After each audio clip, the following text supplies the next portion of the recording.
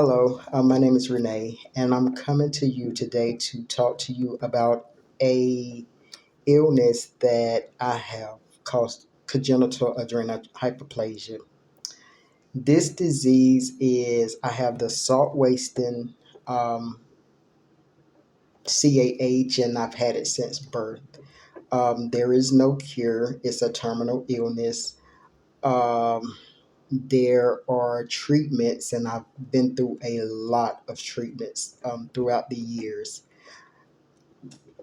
Dealing with CAH has impacted my life in ways I have never ever thought could be possible. It has affected my family.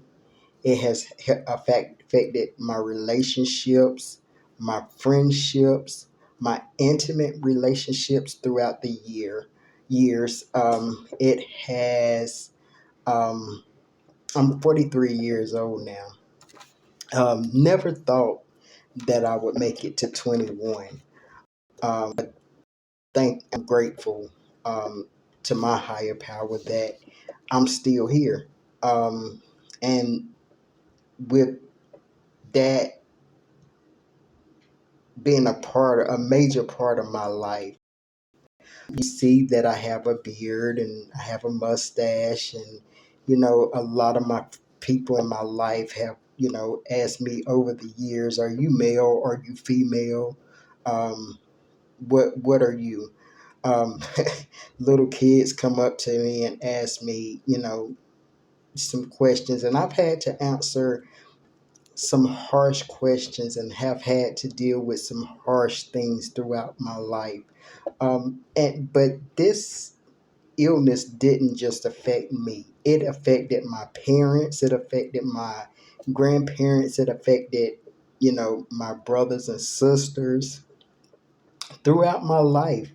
Um, because there are things that went on in my life. I've had to suffer so many consequences, whether I deserved them or not.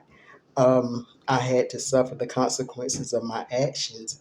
Growing up and not knowing whether you're male or female, or if somebody, I just felt like a mistake was made when I was a child. I felt like a little boy trapped in a girl's body.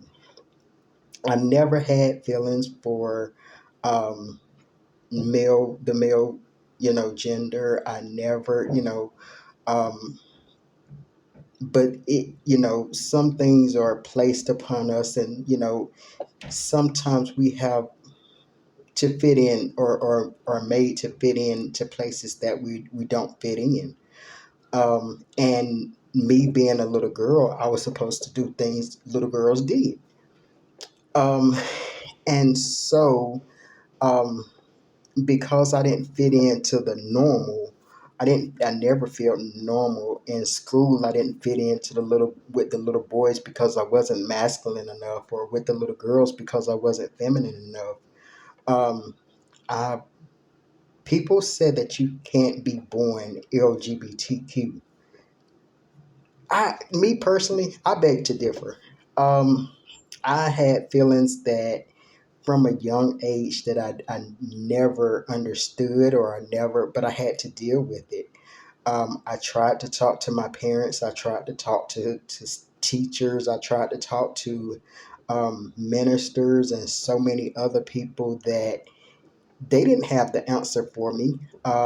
And so I went through life just stumbling all over the place and making so many things that um, went wrong. And I wish that I could have changed it. Um, the outcome. Sometimes our lives turn out tragic when it wasn't a plan of your parents or yours or anybody else. But throughout my life, even though I had this terminal illness, I tried to make the best of it.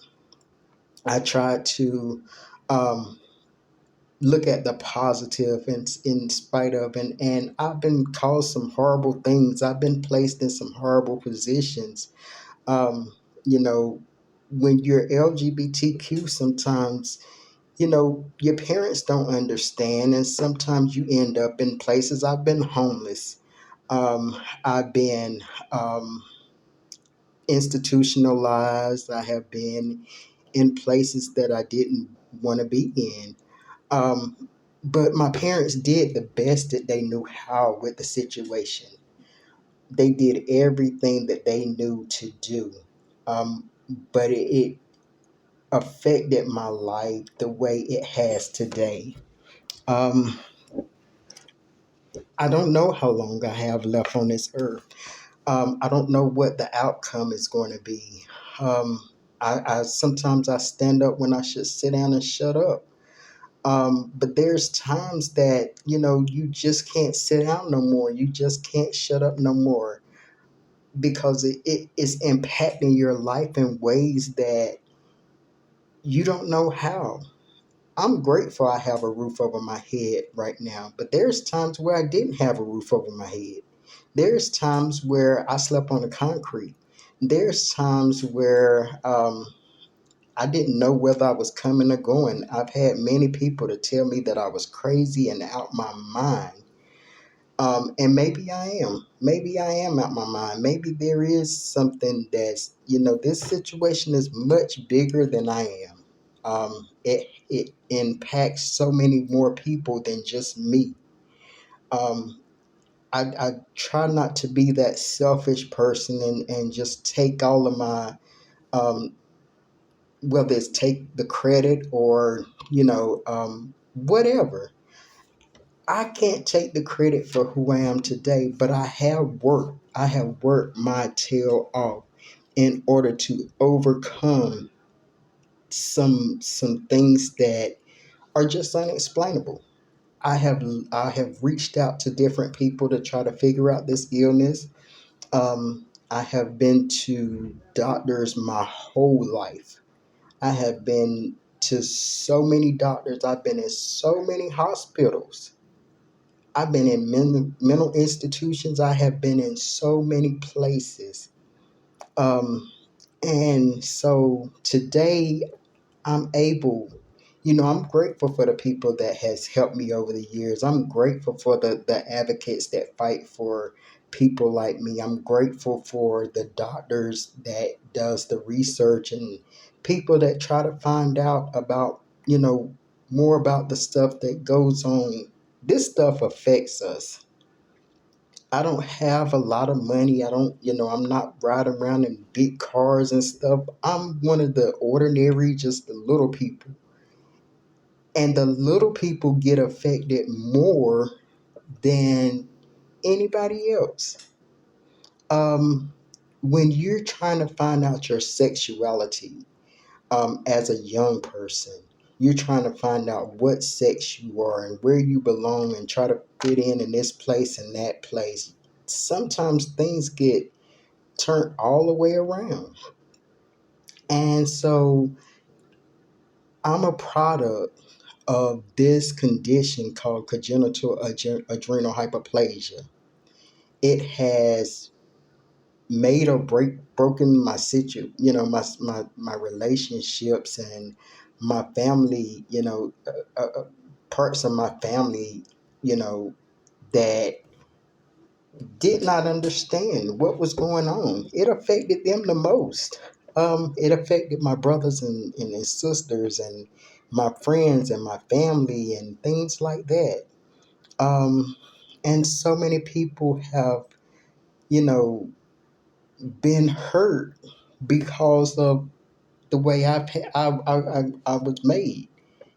I must say, I didn't ask to be this way. I've had to accept this. And it's not been easy at all for anybody, me or anybody that I know. It has not been an easy task. Um, I'm one of the difficult people. I believe that, I have love in my heart and, I believe in love and I believe in relationships and things like that. But I'm here.